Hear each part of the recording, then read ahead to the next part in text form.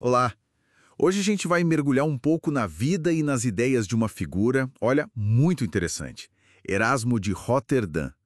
Ele é visto muitas vezes como essa ponte, né, entre o Renascimento e a Reforma. Um padre, um humanista, que passou a vida tentando achar uma verdade espiritual mais profunda, usando o estudo. Exato. E o legal é que a gente tem uns trechos biográficos para ajudar a gente a entender o pensamento dele. O impacto, né? Lá no finalzinho do século XV até 1536, mais ou menos. Isso. A ideia é sacar por que ele foi tão influente. Sabe, essa forma diferente dele ler as escrituras e como ele se virou ali num período super agitado na Europa. Pois é.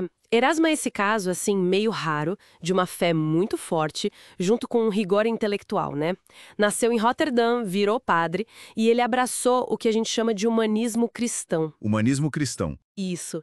E o interessante é que, para ele, estudar grego ou latim não era só, tipo, um exercício acadêmico, sabe?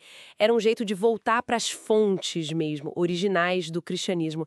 Ele queria limpar a teologia do que ele achava que eram exageros da escolástica. Ah, a escolástica é aquela coisa mais filosófica, focada em lógica, definições, né? Que às vezes distanciava um pouco da fé vivida. Exatamente. Ele achava que distanciava, por isso ele falava de uma filosofia viva. Filosofia viva, gostei disso. E como é que isso funcionava na prática, assim? Bom, ele defendia um cristianismo mais pé no chão, sabe? Focado no amor a Deus, ao próximo, que fosse além de só cumprir ritual. O Elogio da Loucura, por exemplo, que talvez seja a obra mais conhecida dele, Sim, super famosa. Pois é.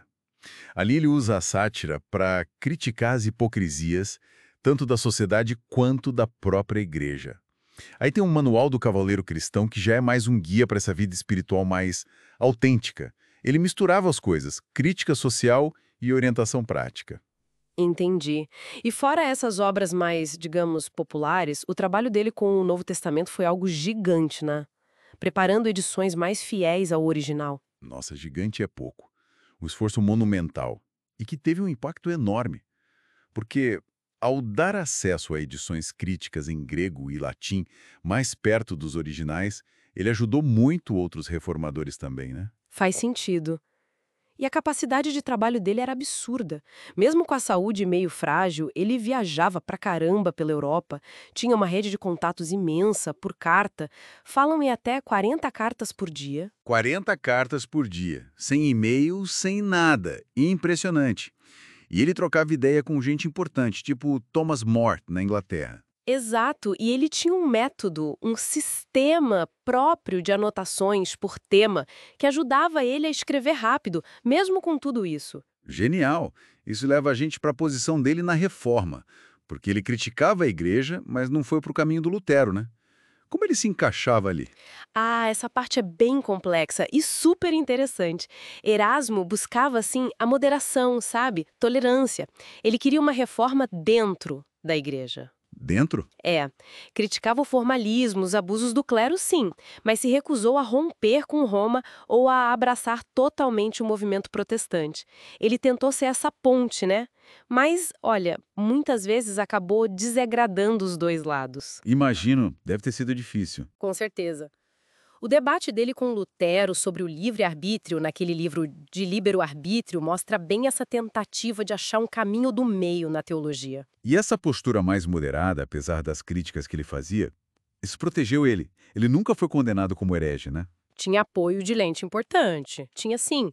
Alguns papas, bispos viam valor no trabalho intelectual dele. E talvez vissem ali uma chance de uma reforma interna mais controlada, sabe? Isso tem a ver também com o jeito dele de ler as escrituras, a hermenêutica dele. Tem umas 3 ideias-chave aí. Manda lá. Primeiro, a acomodação. A ideia de que Deus se revela de um jeito que a gente consiga entender, acessível à nossa capacidade. Depois, a inverbatio, Inverbatio. que seria? Seria ler os evangelhos não só como um texto, mas quase como uma conversa íntima com Cristo, sabe? Uma oração mesmo. E por último, o Scopus Christi. Scopus Christi? O que significa isso na leitura da Bíblia, na prática? Significa que Cristo tem que ser o foco central. a chave para ler toda a Escritura. Para Erasmo, qualquer interpretação, mesmo lá do Antigo Testamento, tinha que, no fim das contas, apontar para Cristo, para os ensinamentos dele de amor, de misericórdia. Isso evitava aquelas leituras muito literais ou legalistas que ele criticava tanto. Entendi. Uma leitura mais centrada na mensagem principal, né? E essa visão humanista e cristã apareceu também nas ideias sobre educação, sociedade? Com certeza, ele defendia uma educação mais humana, mais agradável até, que estimulasse o pensamento crítico, a virtude, diferente dos métodos super autoritários da época. Menos decoreba, mais pensar. Isso. E ele se preocupava com coisas bem práticas, viu? Escreveu sobre boas maneiras para crianças, defendeu a importância de ter compatibilidade e afeto no casamento, que era bem avançado para a época, e inclusive defendendo um tratamento melhor para as mulheres, e criticava regras da igreja que ele achava rígidas demais, sem base real na mensagem cristã. Nossa, bem abrangente. E nos últimos anos dele, o foco mudou? Parece que sim. Ele focou mais no trabalho pastoral, digamos. Escreveu o Eclesiastes, que é um tratado sobre a arte de pregar, sabe? E textos sobre se preparar para a morte, tentando dar um consolo espiritual. Entendi. Ele faleceu em 1536, lá na Basileia. Mas o legado dele é enorme, né? Influenciou não só a teologia, mas toda a cultura ocidental. Especialmente nesse diálogo que continua até hoje entre fé e razão. Tem uma frase ótima, que dizem ser dele ou sobre ele. Um retrato melhor de Erasmo é mostrado em suas palavras. É uma ótima forma de resumir mesmo. O intelectual que passou por tempos super turbulentos tentando juntar fé e humanismo, estudo e piedade na prática, né?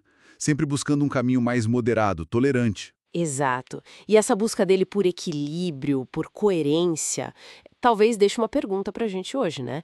Nesse nosso mundo tão polarizado, cheio de informação para todo lado, como é que a gente pode aplicar essa lição do Erasmo, de tentar equilibrar o rigor intelectual com a vivência real dos nossos valores, sejam eles quais forem? É uma boa reflexão. Como achar moderação e diálogo no meio de tanto ruído, né? Pois é, fica aí pra gente pensar.